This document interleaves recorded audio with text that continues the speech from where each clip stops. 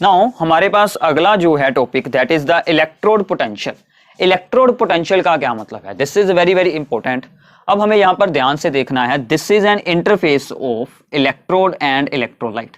ये जो है दिस स्पेस जो इलेक्ट्रोलाइट और इलेक्ट्रोड का इंटरफेस है, this is the interface of electrolyte and A electrode. तो यहां पर क्या होगा कि जो बाहर आयंस है, मान लीजिए कि यहां पर कॉपर की रोड है, यहां पर है कॉपर 2 पॉजिटिव। अगर ये कॉपर 2 पॉजिटिव इस पर जाकर डिपॉजिट हो जाता है तो ये 2 इलेक्ट्रॉन्स गेन करेगा।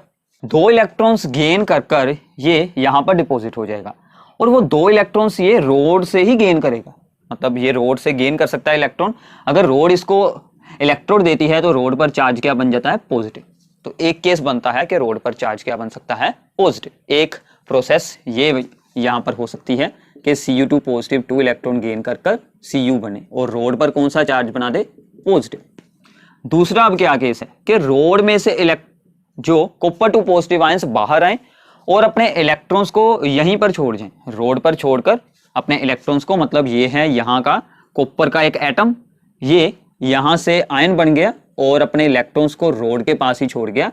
अगर ये होता है तो कौन सा चार्ज बन सकता है इस पर? माइनस। तो ये दोनों प्रोसेसेस होने की टेंडेंसीज होती हैं डिफरेंट डिफरेंट इलेक्ट्रोड्स की, डिफरेंट डिफरेंट इलेक्ट्रोलाइटिक सॉल्यूशंस के अकॉर्डिंग। और आयंस का डिपॉजिट होना या फिर इलेक्ट्रोड का वहां से आयंस बनाना, इन दोनों में जब इक्विलिब्रियम बन जाता है, जब इन दोनों में इक्विलिब्रियम बन जाता है तो क्या होता है? जब इन दोनों प्रोसेसेस में इक्विलिब्रियम बन जाता है, एट इक्विलिब्रियम, सो इक्विलिब्रियम पर क्या होगा कि हो सकता है कि ये प्रोसेस ज्यादा हुई हो या फिर ये वाली ज्यादा हुई हो। जो भी प्रोसेस ज्यादा हुई होगी, रोड पर पॉजिटिव और नेगेटिव चार्ज में से कोई भी चार्ज हो सकता है, but with respect to its electrolytic solution. मैं रिपीट करता हूं, इन दोनों प्रोसेसेस में इक्विलिब्रियम पर क्या होगा कि रोड पर पॉजिटिव और नेगेटिव दोनों में से कोई भी चार्ज हो सकता है with respect to the electrolytic solution. Then ये जो चार्ज आएगा रोड पर, इसके कारण क्या होगा कि रोड और इलेक्ट्रोड और इलेक्ट्रोलाइटिक सॉल्यूशन में एक पोटेंशियल डिफरेंस सेटअप हो जाएगा। सो इस इलेक्ट्रोलाइटिक सॉल्यूशन में और इस रोड के बीच चार्ज सेपरेट होने की वजह से, तो यहां पर क्या होगा? Separation of charge. तो जब भी इक्विलिब्रियम होता है, ये बात आपको याद रखनी है, इक्विलिब्रियम का मतलब ये बिल्कुल नहीं होता कि दोनों प्रोसेसेस से सेम अमाउंट में हुई हैं। इक्विलिब्रियम का मतलब होता है फॉरवर्ड डायरेक्शन और बैकवर्ड डायरेक्शन का रेट सेम हो गया है, उनकी चेंज होने की स्पीड सेम हो गई है। हो सकता है कि वो सेम होने से पहले इनमें से कोई एक रिएक्शन ज्यादा हो चुकी हो, तो वही चार्ज वहां पर आएगा with respect to the solution. Separation of charge हो चुकी है। सो पोटेंशियल डिफरेंस तो आप लोग को इसमें अंडरस्टैंडिंग होगी, फिजिक्स की टर्म है, आपने बहुत बार यूज की होगी। Potential difference setup between electrode and electrolytic solution is called potential difference set up between electrode and electrolytic solution is called the electrode potential। तो अब हम यहां पर आए हैं, मतलब अगर आपको डेफिनेशन याद रखनी है तो सिर्फ इतना आपका काम है, सिंपल सी बात है।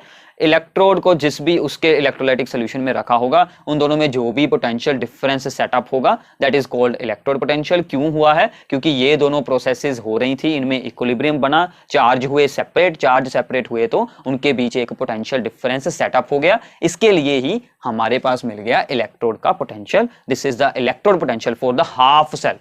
ये हाफ सेल के लिए है। तो इलेक्ट्रोड पोटेंशियल जो है, हम उसको दो टाइप से रिप्रेजेंट कर सकते हैं। एक तो होते हैं ऑक्सीडेशन पोटेंशियल्स, एक होते हैं रिडक्शन पोटेंशियल्स। एंड अगर हम यहां पर यूज होने वाली सभी स्पेसिस की कंसंट्रेशन जो है उसको यूज कर लेते हैं 1 मोलर, तो ये इलेक्ट्रोड पोटेंशियल को हम क्या नाम दे देंगे? That is standard electrode potential. यही हमारे यूज होने वाले हैं, तो ये क्या बन जाएगा? Standard electrode potential.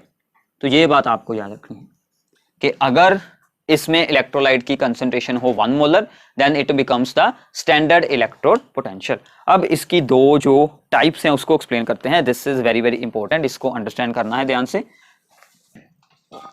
इसकी मेनली दो टाइप्स हैं। ऑक्सीडेशन पोटेंशियल, ऑक्सीडेशन पोटेंशियल का मतलब क्या होता है कि tendency to loss electrons, electrons को लॉस करने की इलेक्ट्रोड की टेंडेंसी, जो इलेक्ट्रोड था ना उसके बीच, वो उसकी टेंडेंसी कितनी है कि वो इलेक्ट्रॉन्स को लॉस कर सकता है, that is its oxidation potential. And this can be represented by this reaction. कोई m है मान लीजिए, वो Mn पॉजिटिव एक्वस आयन बन जाता है और n इलेक्ट्रॉन्स लॉस करता है। इसके जस्ट ऑपोजिट रिडक्शन पोटेंशियल क्या बनेगा, tendency to gain electrons by the electrode, electrode की tendency to gain electrons, tendency to gain electrons by the electrode. इसको हम कैसे रिप्रेजेंट करेंगे, ये मान लीजिए कोई Mn पॉजिटिव एक्वस आयन है, इसने n इलेक्ट्रॉन्स को गेन किया और m सॉलिड बन गया। इसको रिप्रेजेंट किया जाता है ऐसे E में, हमने इस रिडक्शन रिएक्शन को शो किया है। Mn पॉजिटिव था, उसने इलेक्ट्रॉन गेन कर कर m बना लिया, इसको ऐसे रिप्रेजेंट किया जाता है। ये एरो नहीं आपको साथ में डालना है, जस्ट इतनी सी इसकी रिप्रेजेंटेशन है। E के बीच ब्रैकेट में हम क्या डालेंगे, Mn पॉजिटिव एंड m। अब इसमें भी सेम बात है स्टैंडर्ड इलेक्ट्रोड पोटेंशियल वाली। तो अगर हम इसकी स्टैंडर्ड वैल्यू सोल्व करते हैं, मोस्टली वही यूज की जाती है, तो हम क्या करेंगे, ई नोड पा देंगे ऊपर। स्टैंडर्ड वैल्यू के लिए हम क्या करेंगे, ई नोड Mn पॉजिटिव m। तो हम स्टैंडर्ड रिडक्शन पोटेंशियल्स को ही सिर्फ यूज करते हैं। सो इंटरनेशनल कन्वेंशंस के अकॉर्डिंग ओनली रिडक्शन पोटेंशियल्स को ही कंसिडर किया जाता है। इन दोनों का जो मैग्नीट्यूड होता है ऑक्सीडेशन एंड रिडक्शन पोटेंशियल का, वो सेम होता है। जस्ट मान लीजिए कि अगर रिडक्शन पोटेंशियल आ रहा है 2 वोल्ट, तो ऑक्सीडेशन पोटेंशियल क्या आएगा, -2 वोल्ट। ओनली इनके साइन चेंज होते हैं। सो इसलिए हमें सिर्फ इन दोनों में से किसी एक को यूज करना था। तो जब भी आपके पास दिया हो स्टैंडर्ड इलेक्ट्रोड पोटेंशियल, उसका मतलब हमेशा क्या होगा कि वो स्टैंडर्ड रिडक्शन पोटेंशियल है। तो हम सभी जगह पर ओनली स्टैंडर्ड रिडक्शन पोटेंशियल्स को ही यूज करने वाले हैं। सो इसकी बहुत ही हमारे लिए इंपॉर्टेंट है, क्योंकि बहुत सारी केमिकल रिएक्शंस में ये यूज होता है। तो सबसे पहले ये जो इलेक्ट्रोड पोटेंशियल है, दिस इज डिपेंड्स अपॉन, ये कौन से फैक्टर्स पर डिपेंड करता है। एक तो नेचर ऑफ द इलेक्ट्रोड, यानी कि nature of the metal and it's ion, nature of metal and it's ions. Second is the concentration of ions, that is concentration of the electrolyte, and third is the temperature. So now जो हमारे पास E naught की value होती है, that is E naught Mn positive m, इसकी value जितनी ज्यादा high होगी, higher the value, more is the tendency to gain electrons of Mn positive ion. अब इस बात को आपको ध्यान से अंडरस्टैंड करना है, because this is very very important. इस पर बेस्ड बहुत बार आपको रीजनिंग क्वेश्चन पूछा जाता है। तो आगे भी हमारे जो भी पी ब्लॉक, डी ब्लॉक जैसे होंगे यूनिट्स, वहां पर भी इसका बहुत यूज होने वाला है। उसने कहा है कि इसकी वैल्यू जितनी ज्यादा हाई होगी, उतनी ही जल्दी ये जो Mn पॉजिटिव आयन है वो इलेक्ट्रॉन गेन कर कर इस M में चेंज हो जाएगा। मतलब उतनी ही इस आयन की टेंडेंसी होगी कि वो इलेक्ट्रॉन गेन करे और ये M बना ले। मतलब क्या होगा कि अगर इलेक्ट्रोड पोटेंशियल की वैल्यू हाई है, तो मतलब मोस्टली क्या फॉर्म होना चाहिए, ये M ही फॉर्म होगा, यही ज्यादा स्टेबल होगा। उसका आयन जल्दी इलेक्ट्रॉन गेन कर कर इसमें चेंज हो जाएगा, मतलब उसकी रिडक्शन जल्दी हो जाएगी। अगर उसकी मींस इस आयन की रिडक्शन जल्दी हो रही है, means this is the strong oxidising agent, ये दूसरे की ऑक्सीडेशन करवाएगा। ठीक है, सो मतलब ये क्या बन जाएगा, स्ट्रॉन्ग ऑक्सीडाइजिंग एजेंट। बाकी इसके बारे में आगे और एक्सप्लेनेशन होगी। स्ट्रॉन्ग ऑक्सीडाइजिंग एजेंट, ये सभी बातें Mn पॉजिटिव आयन के बारे में हो रही। तो Mn पॉजिटिव आयन है वो एक स्ट्रॉन्ग ऑक्सीडाइजिंग एजेंट होगा, क्योंकि उसके पास क्या है, टेंडेंसी टू गेन इलेक्ट्रॉन, वो दूसरे से इलेक्ट्रॉन्स को गेन कर लेगा अपने में। ये बात आपको याद रखनी है। नाउ जो हमारे पास दो रोड्स होती हैं, दो इलेक्ट्रोड्स होती हैं सेल में, उसमें क्या होता है कि cathode is at higher potential. Cathode का जो पोटेंशियल होता है वो क्या होता है, हायर होता है। एंड जो एनोड होती है that is at lower potential, तो फिर क्या होगा कि जो हमारे पास इलेक्ट्रॉन्स हैं जिसका पोटेंशियल हाई है, रिडक्शन तो उसी की होगी।